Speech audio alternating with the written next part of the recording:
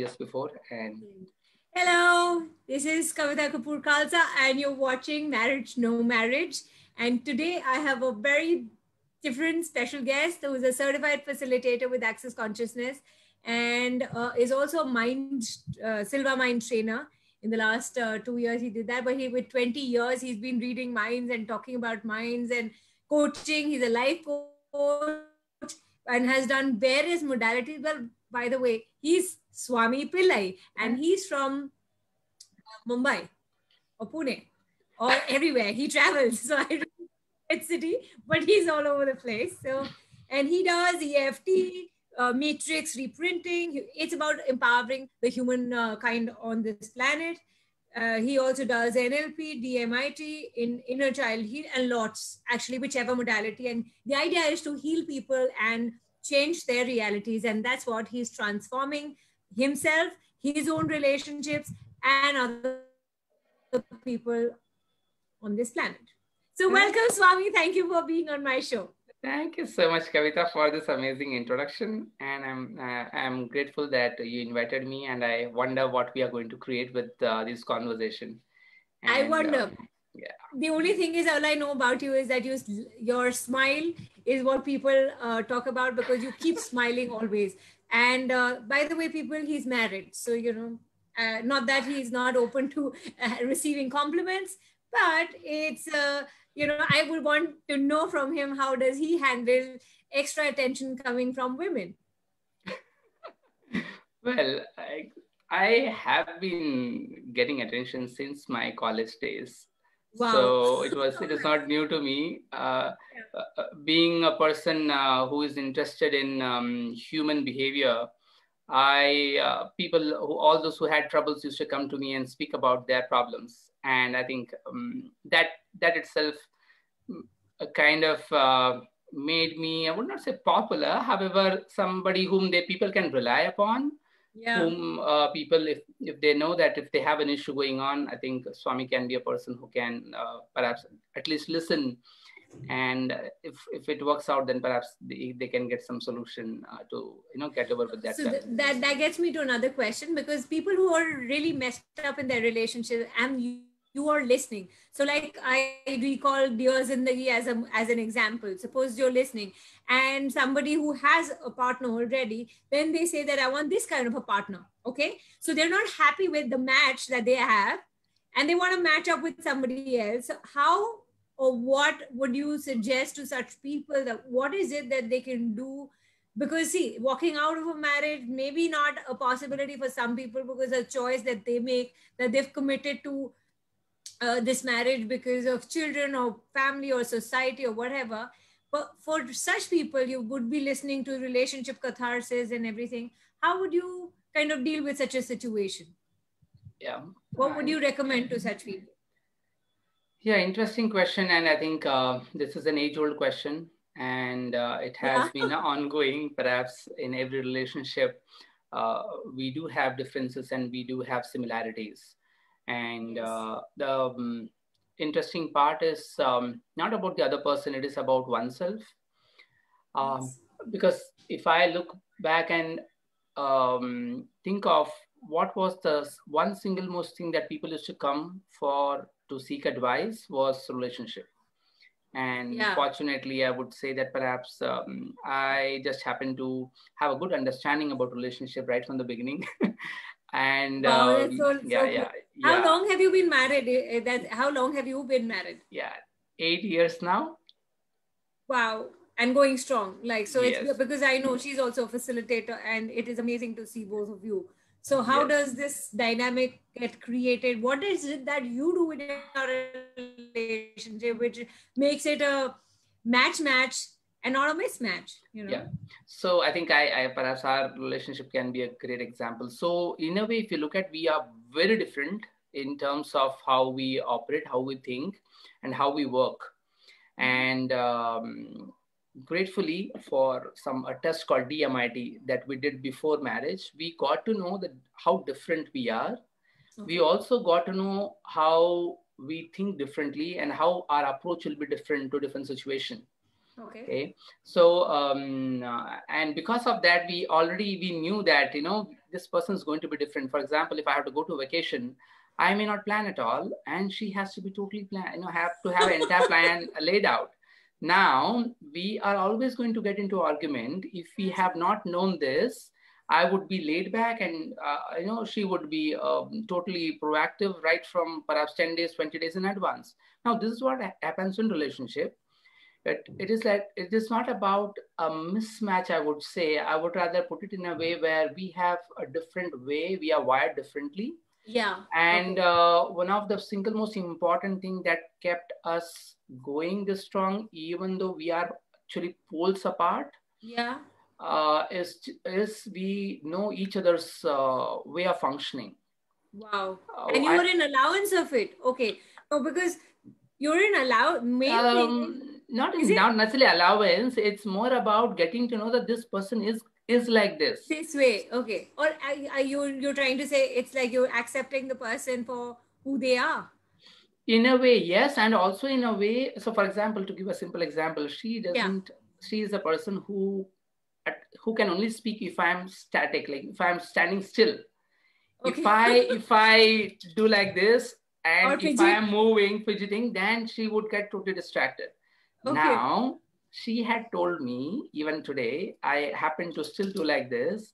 It has been perhaps the 200th or 300th time, stop this. And I would stop it.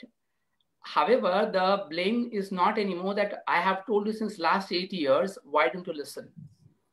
The thing is, because we know that I'm a kind of person who cannot sit still. I have to keep I'm a more of a kinesthetic person. So I have to keep my body moving while I'm interacting. I have to keep my hands moving while I'm talking. So if you ask me, keep your hands still and talk, well, I just can't. So we know the difference here. So what I call that as rules. We have rules in relationship, and most of the people in relationship, they don't know each other's rules. And so does that become a judgment? And do you kind of get offended or do you shrink or contract because she's judging you for these kind of movements where she's static and you're like a moving person? So the thing is, I'll tell you, if we didn't knew this, where it would have led, the story would have been, you never listen to me, you never bother about what I tell you, you always ignore what I'm saying. Like, this is a classic example that I'm just giving you this example, but in relationship, there are so many different areas where they keep saying this, like, you never listen to me, you ignore me, if you love me, then you should have been doing this. Now it is not about loving, it's about the way we are wired. And if we can acknowledge that this person is unique, I am unique, and we both are going to be different, then we will stop controlling each other. Though we can still request a person, like she still requests me to don't move, and I would instantly realize, oh, I have broken that rule, I need to now hold on to the rule.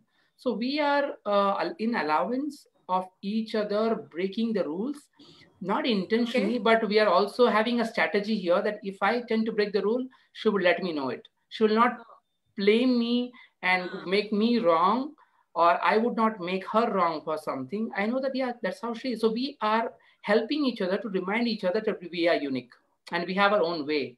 Where we have pre-established how we are going to remind each other of this difference. And that helps not to get the issue escalated to a full-blown... No, but a lot of people around have this trigger thing.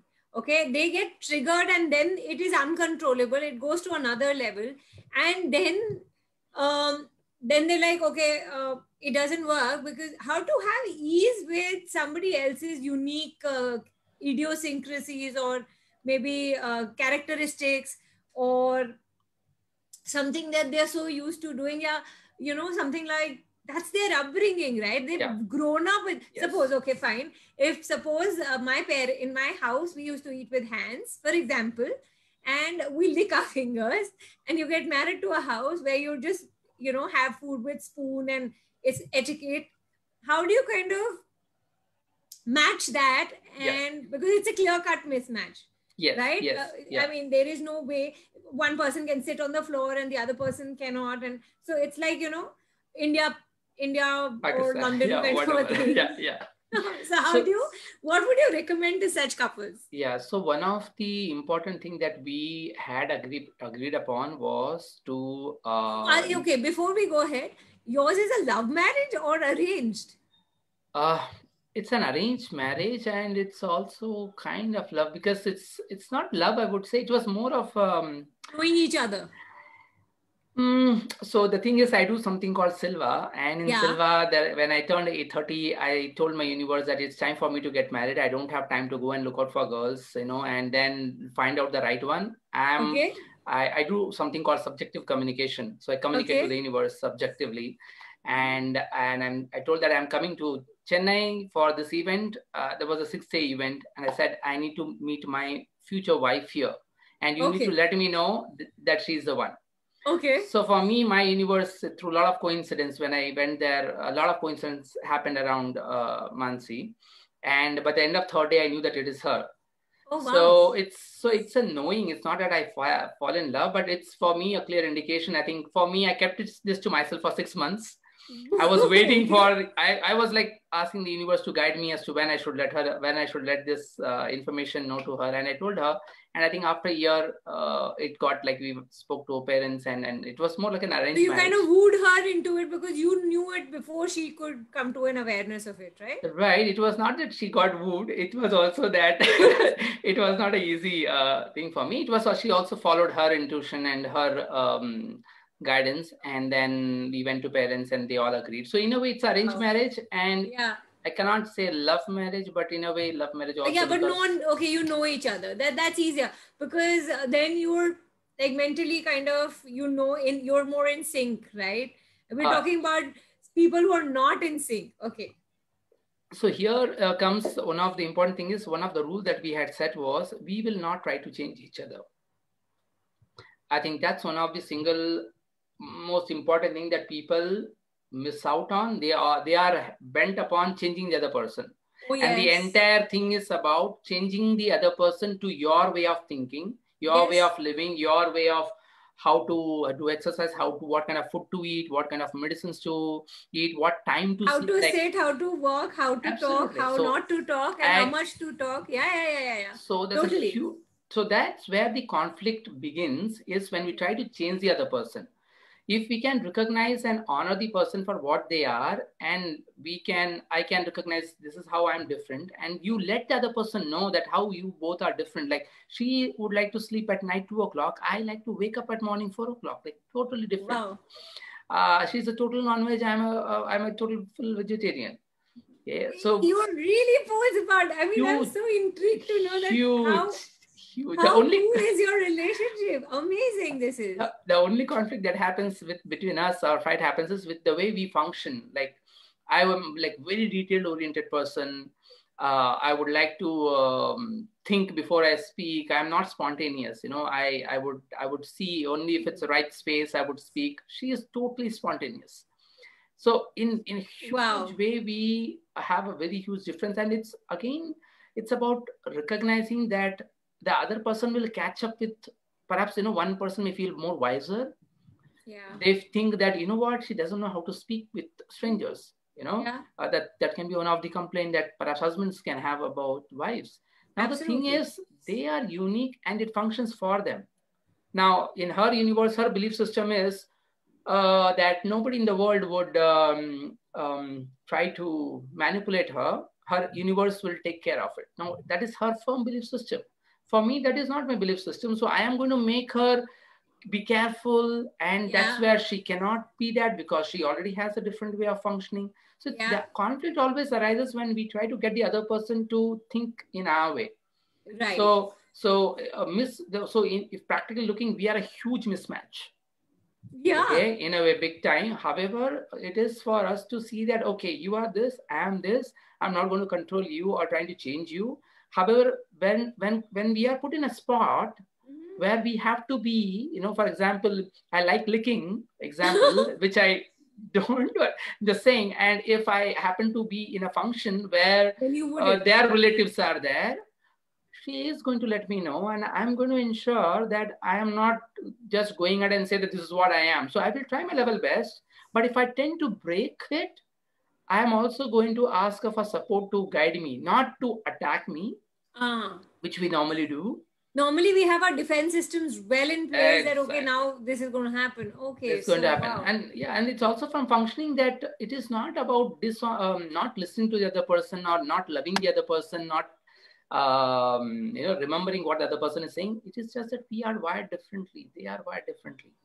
It's not like all males are wired in a way, but more or less everybody is wired in a different way. Yes. And if we can acknowledge the difference and the uniqueness and not try to change the other person, and see what contribution that person is being to my life and what contribution can I be to that person, Yes. then things can change. But Otherwise, having said that, you're saying you're not a spontaneous person. What we're currently doing is so spontaneous. I shifted. You know? I changed a lot. The thing is, I was very calculative, and I think with over a period of, I think that is what Access helped me with.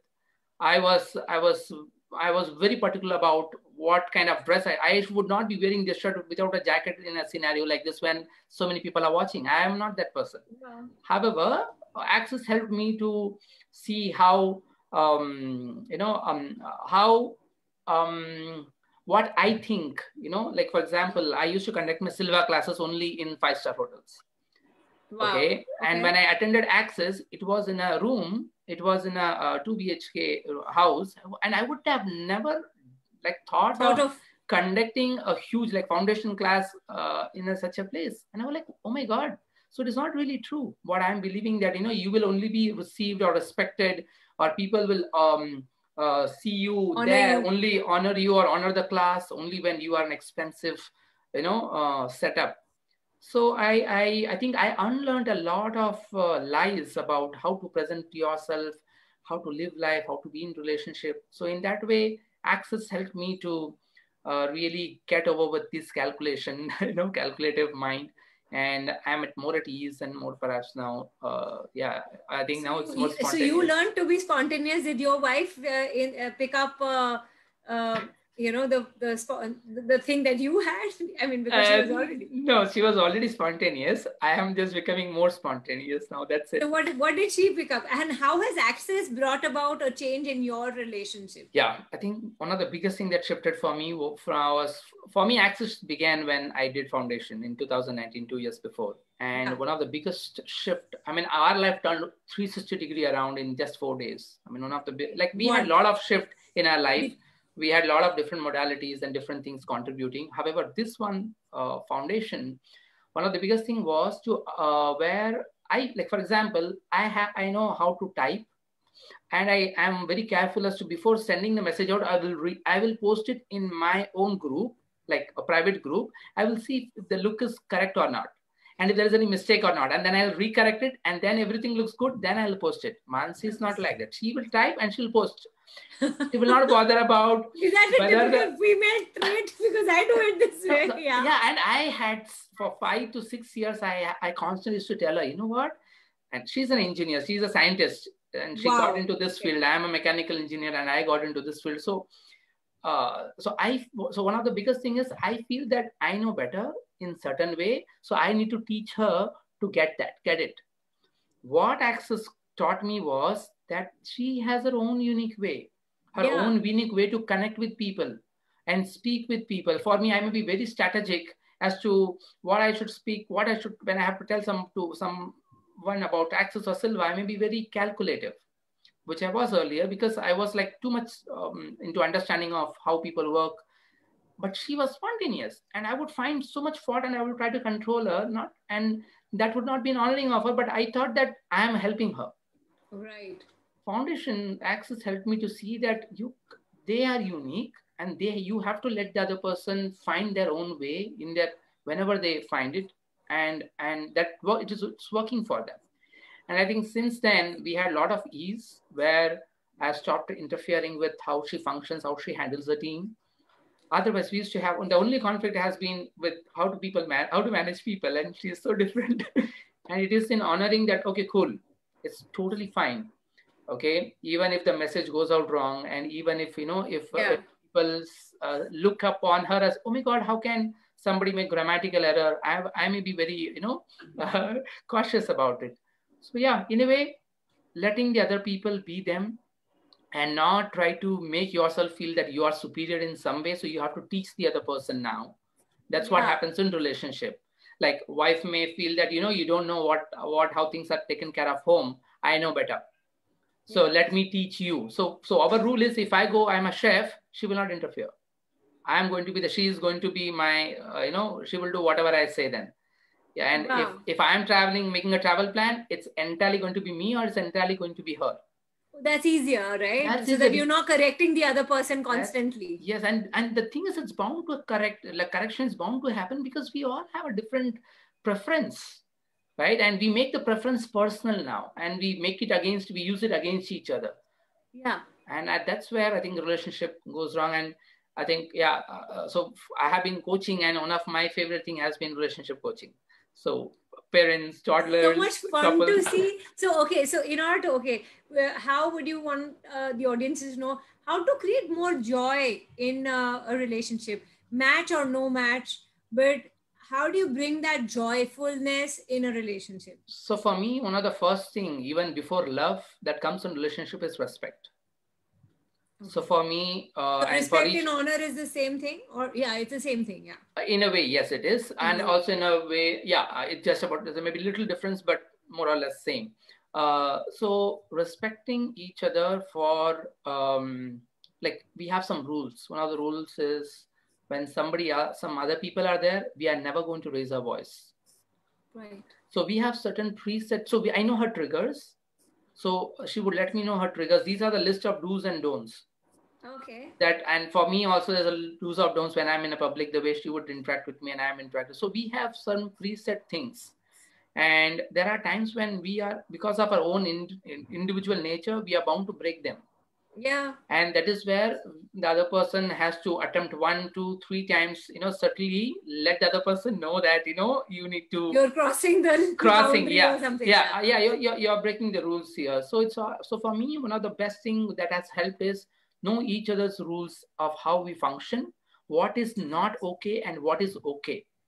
And don't break when it is not okay. Let the other person know that, like for example, like one of the classic example is, I'm right now in doing, something, browsing, and she's asking me some question, and I say yes. And then when she asked me what, I said, oh no, I don't know what what I said yes to. Now this is going to be an ongoing thing in a relationship. Yes. So our agreement is, you are going to ask me, am I right now present to listen to her? If I say yes, then you will ask me. Now this one simple strategy has avoided so many small disagreement to escalate into a full-blown argument. Wow. So I like, if she says you're not listening to me, I said, did you ask me that I'm right now available to listen? Available to you? Yeah. So we are going to ask each other. I have to say something to you right now. It's important. Are you doing doing something busy? Can you spare time right now?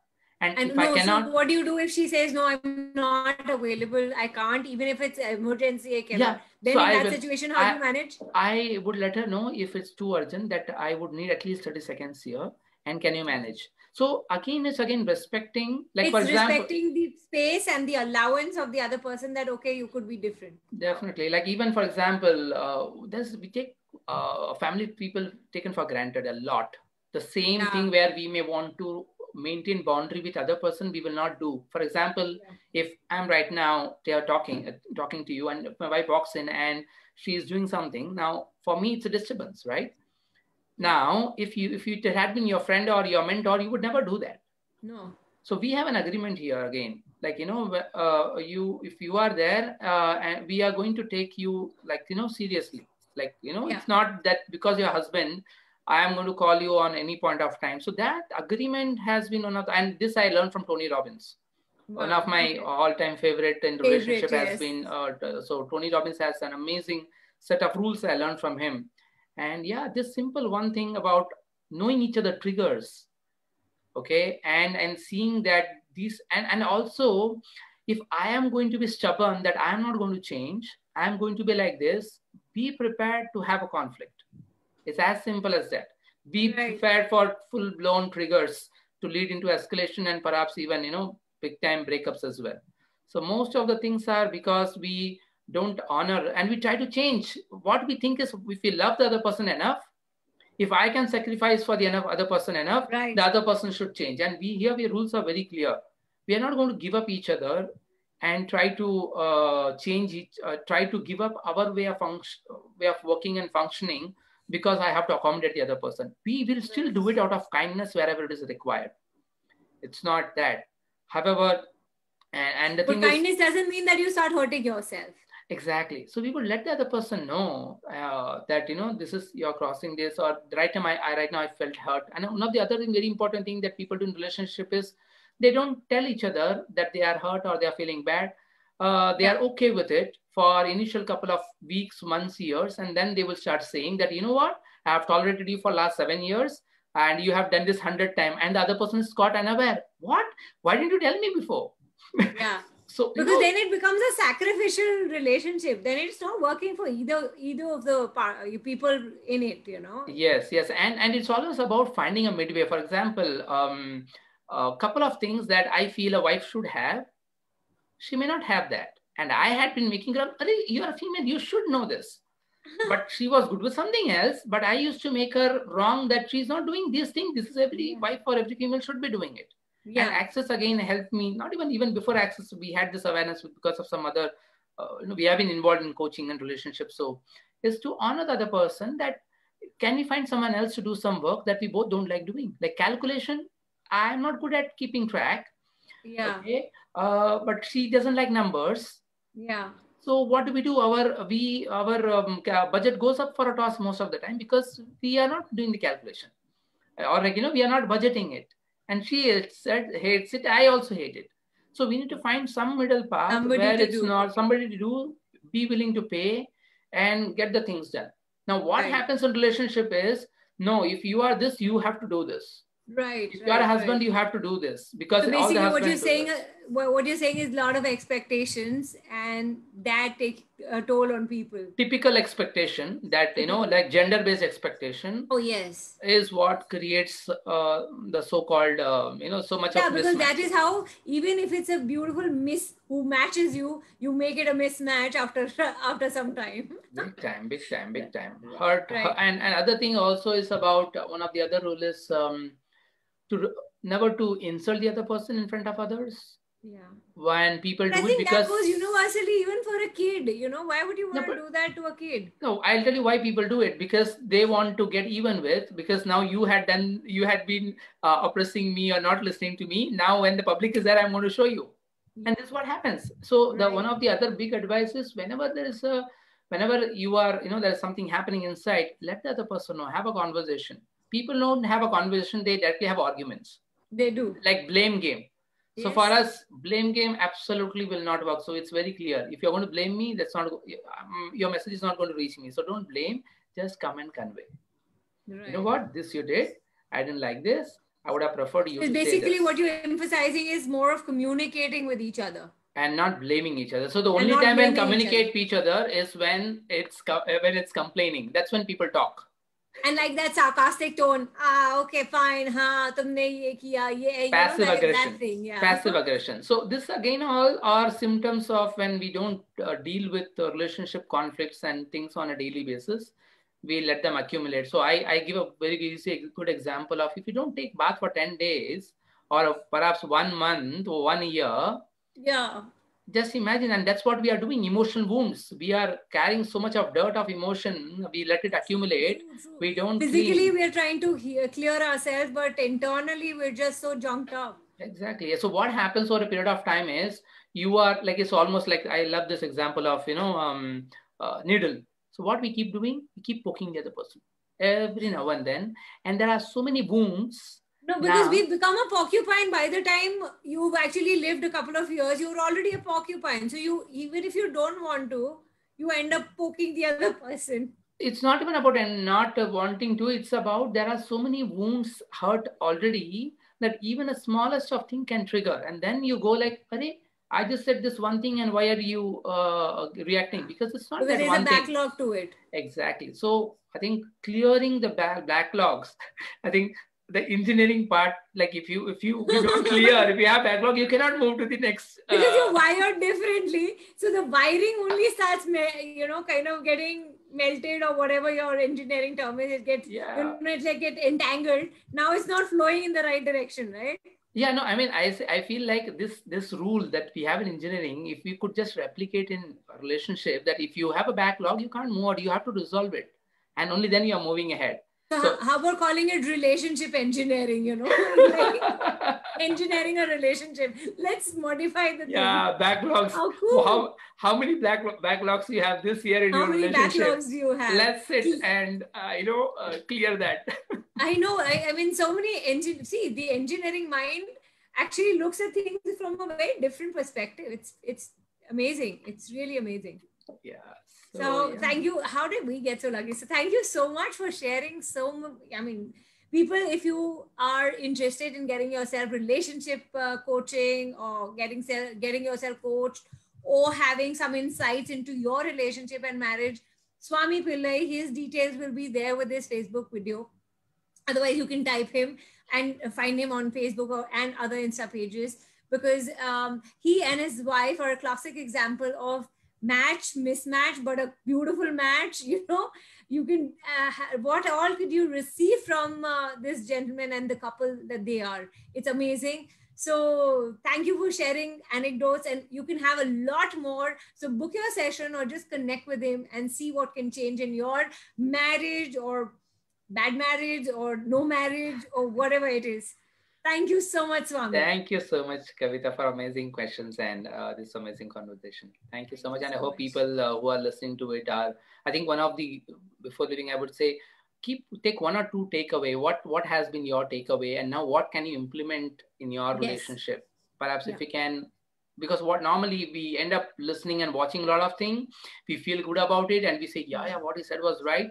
And then we end up not doing anything. So one of the things that I may invite all of you, perhaps watching now or in the future, is what can be my takeaway? What is my challenge? And what I heard in this last half an hour conversation can help me change some aspect of some challenge that I'm facing in relationship. And then if not, then take your coaching, book your coaching sessions. That will be much easier, I think. Because you know what? You end up forgetting. And then we have to constantly remind ourselves, oh, I forgot. Like he said, it's a rule breaker. So if you're a rule breaker, then please go back and revisit the whole thing so that you can implement the change that you're really asking for. Thank you. You're welcome. Thank you so much. Bye-bye. Bye, everyone. Thank you.